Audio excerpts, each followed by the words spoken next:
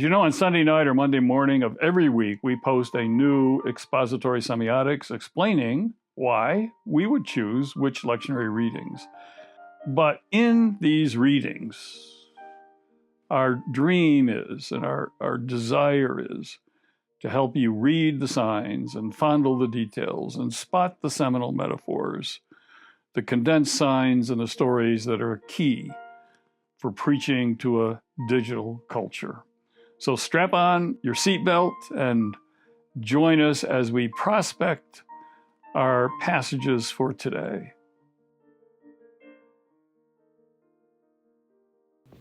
This is LenTalk 126 for the 21st of August, 2022, the 11th Sunday after Pentecost. Appreciate you all being a part of this journey with me, and it's an honor for me to spend some time with you, and I hope this is a blessing and a joy to you. If you'd like to support this, please feel free to go where it says show more right underneath this video, and you can make a donation to Spirit Venture Ministries, and that helps to keep this going every week. We've done it now every week for 126 weeks, these LenTalks. Semiotics, a semiotic reading of the story, the greatest story ever told. Unfortunately, the greatest story never told, because we're not telling it as a story.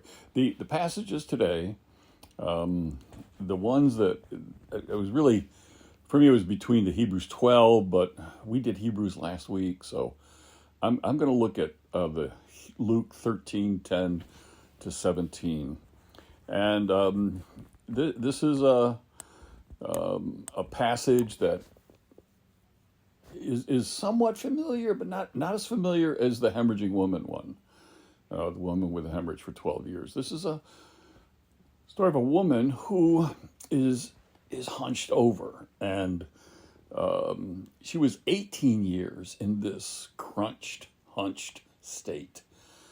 And Jesus sees her and calls her over. He summons her to him. And but she's got to be willing to go. I mean, he doesn't come to her. She has to have the faith in her bent over shape and state to come to him, to have enough trust to say, okay, I'm going to go and trust him to do what he says he's going to do. So let me just read it for you, and then we're going to look at one aspect of it. Now, he was teaching in one of the synagogues on the Sabbath, and just then there appeared a woman with a spirit that had crippled her for 18 years. She was bent over, was quite unable to stand up straight. When Jesus saw her, he called her over, or he summoned her and said, "Woman, you are set free from your ailment." When he laid his hands on her, immediately, notice when he laid hands on her, immediately she stood up straight and began praising God. But the leader of the synagogue, indignant because Jesus had cured on the Sabbath, kept saying to the crowd, "There are 6 days on which work ought to be done. Come on those days and be cured, but not on the Sabbath day." But the Lord answered him and said, "You hypocrites! Does not each of you on the Sabbath unite his ox or his donkey? Untie his ox or his donkey from the manger and lead it away to give it water. And ought not this woman, a daughter of Abraham, whom Satan has bound for 18 long years, be set free from this bondage on the Sabbath day?" And when he said this, all his opponents were put to shame, and the entire crowd was rejoicing at all the wonderful things that he was doing. Now, we heard this so much that we take it for granted, but I want to just focus on this, you hypocrites, and what this word hypocrites means, because I think Jesus coined that word. I'm just coming back to that right in a second, but stay with me. Jesus consistently calls out hypocrites as hypocrites, those teachers of the law who didn't practice what they preached, and you see this over again. Matthew 6:5. When you pray, do not be as the hypocrites, for they love to stand and pray in the synagogues and the corners of the streets, that they may be seen. Well, certainly I tell you, they have received their reward. You see this again in Matthew 23:3, over and over again. This word, he calls people hypocrites. Now, as far as I can tell, and please correct me, anybody out there that knows something more than I do, I boast no immaculate perception. So, and I'm always learning. But I cannot find anybody who uses this word, Hippocrates, from the world of the theater in the first century BC. It literally means an actor or a stage player, which literally means an interpreter from underneath. So you're underneath the mask and you're interpreting from underneath that mask. And it reflects the fact that these ancient Greek actors wore masks and the actors spoke his or her lines from underneath that mask. And I cannot, as far as I can see, Jesus is the first one to take this from the world of the stage. This word, an actor who speaks behind a mask, and metaphorize it and use it as a kind of a catch-all category for those who were not practicing what they preached, or who preached one thing, proclaimed one thing, and practiced another. And over and over again, you see Jesus calling out hypocrites. Sometimes he does it in a humorous way, and we forget we not only forget the hypocrisy of it, we forget the humor of it. And I learned this from Doug Adams, one of my early colleagues and teachers, not teacher I studied in a classroom with, but somebody who I learned from his writings. And he was writing about humor in the New Testament, and suddenly this passage came alive where Jesus, this is in Matthew 22:15-22, where Jesus is, it's April 15th, and the disciples are going, oh, okay, what do we do about taxes? How do we handle the IRS? We've been hearing a lot about the IRS, 87,000 new IRS agents. We're not going to get into that. But how do we handle them? What do we do with Caesar? And a lot of people, point out that, interpret this little story here, and it's a richly semiotic, where Jesus says, "What's in your pocket?" And the Pharisees pull out what's in their pocket. But we miss the fact that, first of all, the humor of it is that they have no business having. This is not a story about separation of church and state. They are asked to produce a coin, or what's in their pocket, and a pious, strict Jew would never carry a coin bearing Caesar's image with an inscription proclaiming Caesar to be king and God in their pocket to begin with. So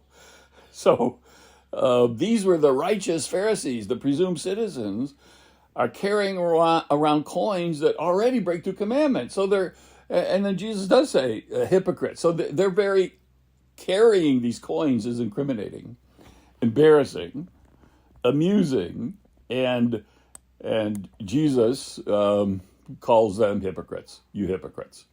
You give to Caesar what Caesar's, but you give to God what is God's. Now the question is, I've often wondered, so what did Jesus do with the coin? And maybe he pocketed the coin, and that was his.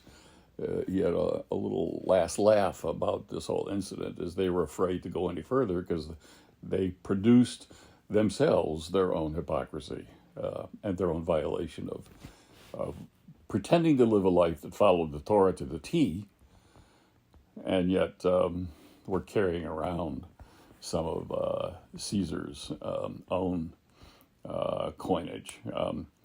The first problem in the church, the first challenge to the church, was not from without. It was from within. And it was this problem of hypocrisy. Ananias and Sapphira, this is Acts 5.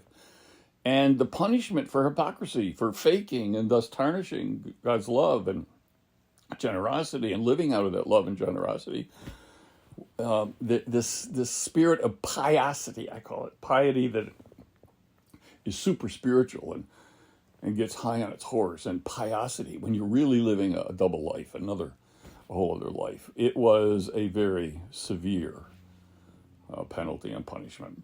Christians are most harmed by other Christians. Orthodoxy is most harmed by the Orthodox. And this is the essence of hypocrisy, this inconsistency, this dissonance between what you say and what you do, the inability to practice what you preach. There's a name for it, cafeteria Catholics or Sunday Baptists or people who can't live out a Sunday faith in a Monday world. There's a lot of phrases that we have for this.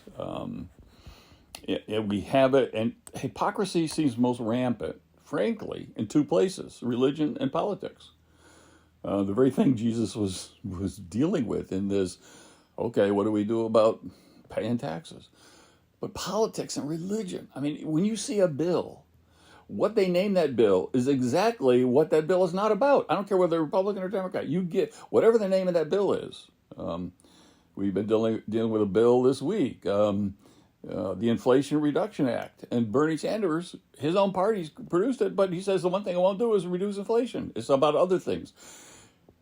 So this hypocrisy of both politicians, I mean, where they denounce one party for doing one thing, and then when they're in power, they do the exact same thing, and it is just rampant, and it's rampant in the church, where we don't live out of what we are teaching.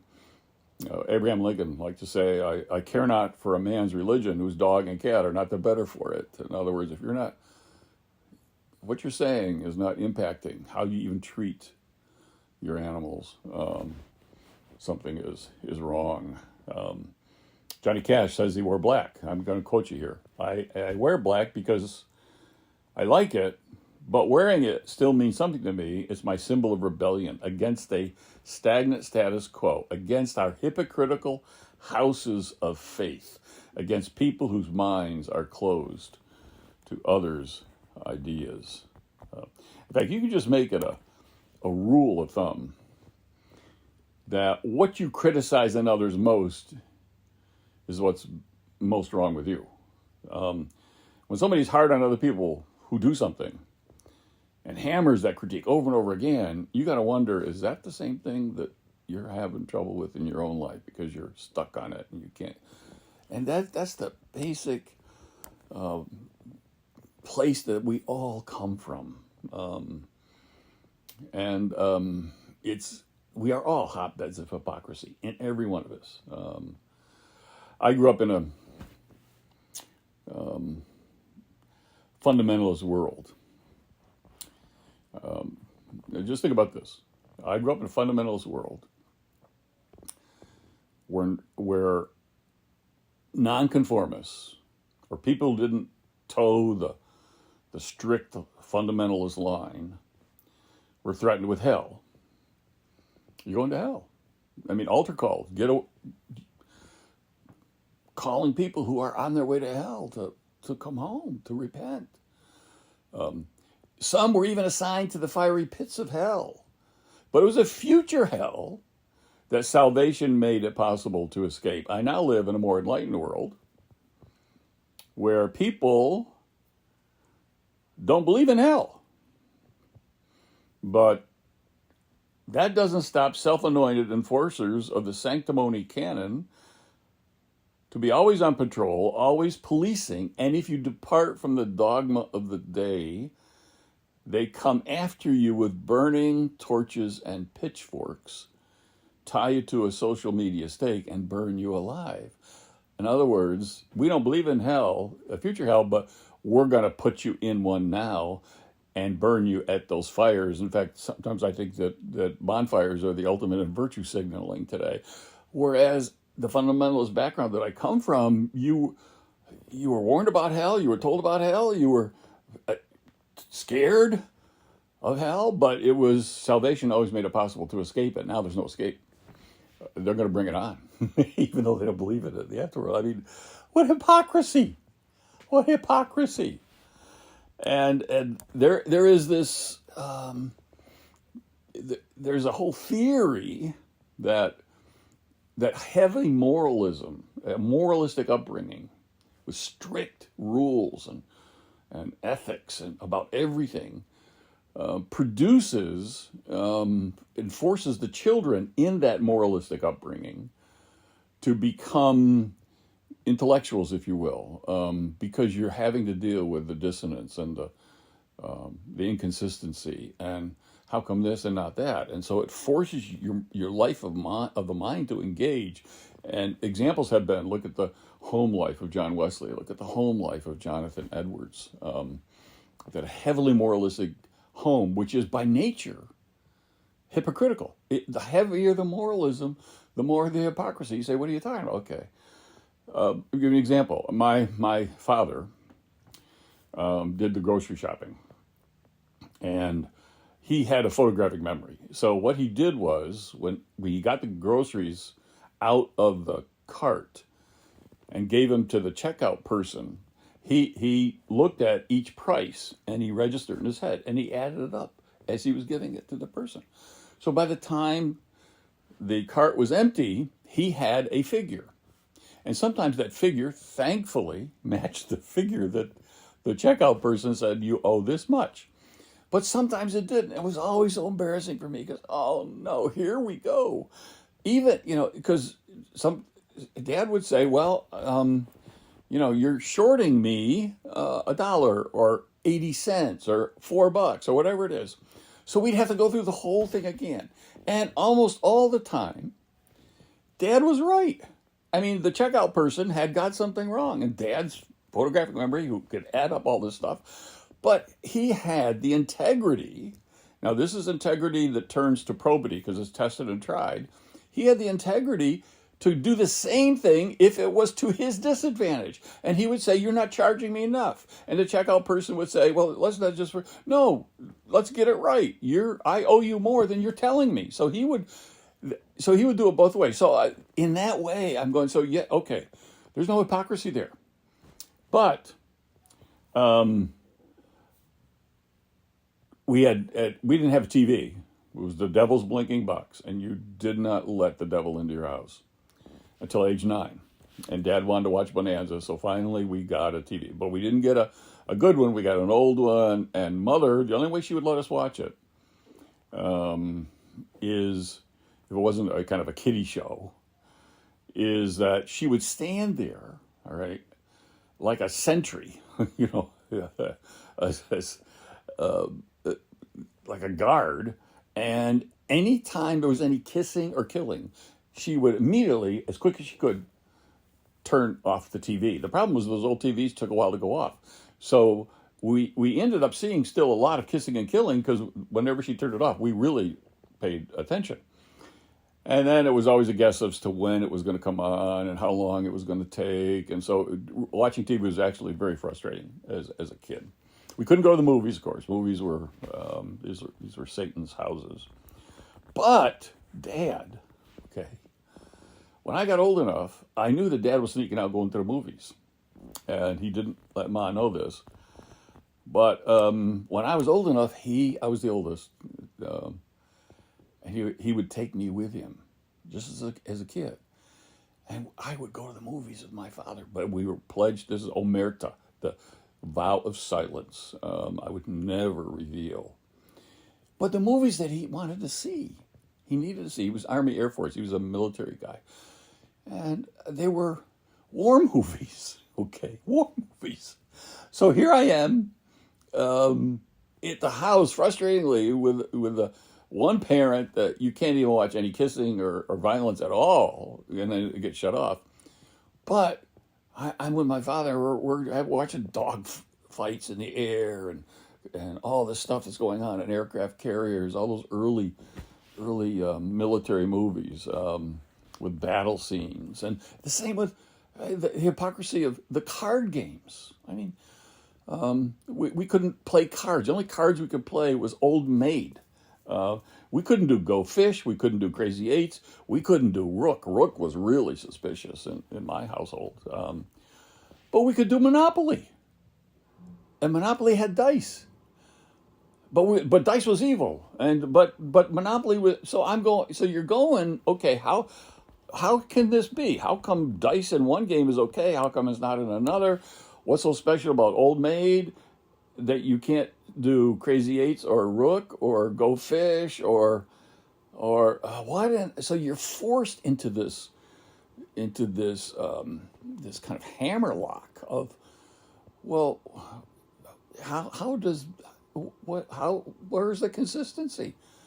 Where's the and so the dealing with hypocrisy, the whole households of hypocrisy that heavily moralistic and fundamentalist households engender is one of the things that actually produces and enhances the life of the mind in the children of those households. I believe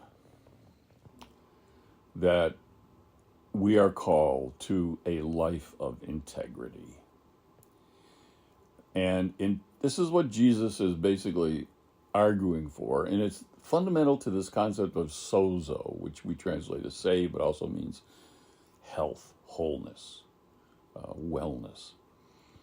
Integrity means mind, body, spirit fully integrated. In other words, a harmonious whole human being.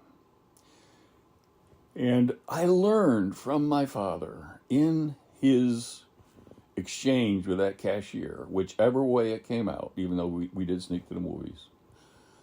But I learned that there is a word beyond integrity, and that's the word probity. And probity is an integrity that has been tried and tested and found true.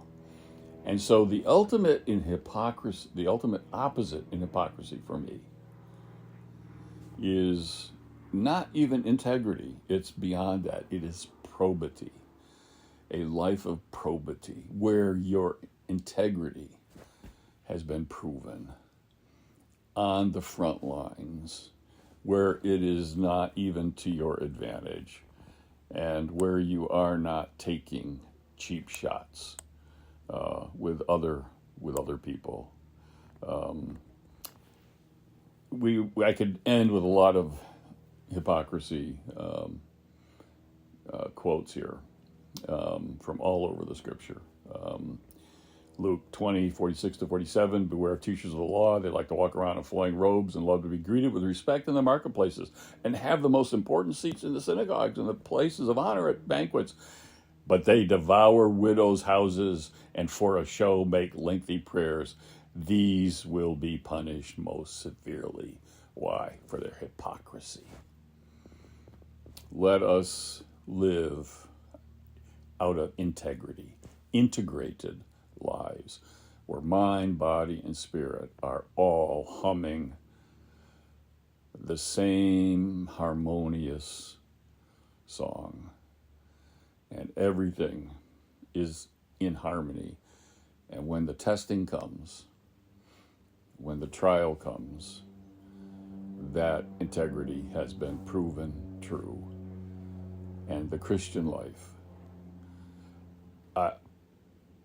is not a life of piety. It's beyond that. It's a life of probity.